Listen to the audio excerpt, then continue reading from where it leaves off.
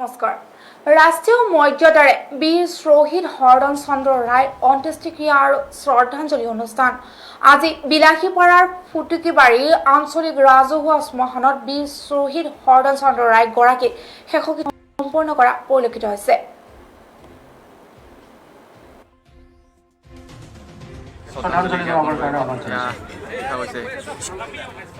ৰাজ্যিক সভাপতি ৰঞ্জিত দাস ডাঙৰীয়া।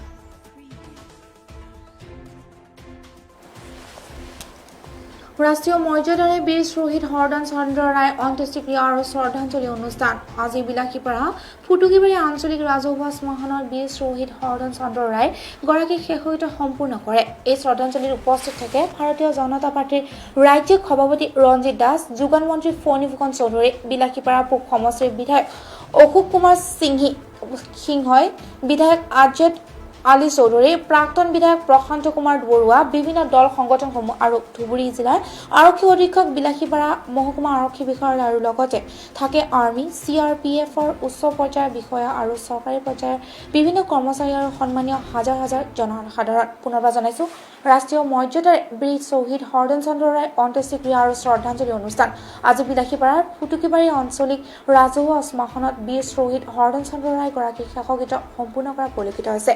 এই শ্ৰদ্ধাঞ্জলি উপস্থিত থাকে ভাৰতীয় জনতা পাৰ্টীৰ ৰাজ্যিক সভাপতি ৰঞ্জিত দাস, যোগান মন্ত্ৰী ফণী ফুকন চৌধুৰী, বিলাসীপাৰা পূব সমষ্টিৰ বিধায়ক অশোক কুমাৰ সিংহই, বিধায়ক আজেদ আলী চৌধুৰী, প্ৰাক্তন বিধায়ক প্ৰশান্ত কুমাৰ বৰুৱা, বিভিন্ন দল সংগঠনসমূহ আৰু ধুবুৰী জিলাৰ আৰক্ষী অধীক্ষক, বিলাসীপাৰা মহকুমা আৰক্ষী বিষয়া, লগতে থাকে আৰ্মি, CRPFৰ উচ্চ পৰ্যায়ৰ বিষয়া আৰু চৰকাৰী পৰ্যায়ৰ বিভিন্ন কৰ্মচাৰী আৰু সন্মানীয় হাজাৰ হাজাৰ জনসাধাৰণ।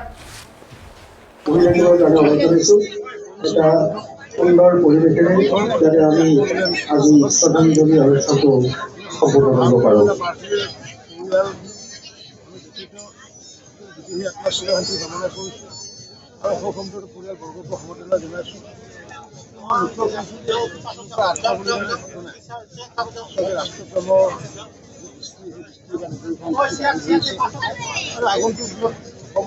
আমাৰ উত্তৰ দিশত ওচৰপূব দিশত পানীৰ ব্যৱস্থা কৰা হৈছে, যিমানটো বিস্তাৰো হৈছে। তেখেতসকলক আমি উত্তৰ পূব দিশত থকা টেংকিৰ পৰা পানী গ্ৰহণ কৰিবৰ কাৰণে অনুৰোধ কৰিছোঁ। আৰু আমাৰ অস্থায়ী মঞ্চৰ পিছফালে দুয়োফালে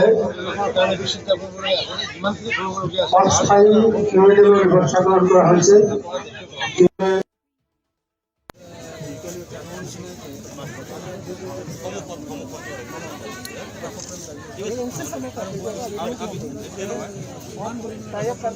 আমাৰ শ্ৰদ্ধাঞ্জলি দিবলৈ অহা শ্ৰদ্ধাৰ বিভিন্ন বিশিষ্ট ব্যক্তিসকল আৰু শ্ৰদ্ধাৰ ৰাইজক সকলোৱে যাতে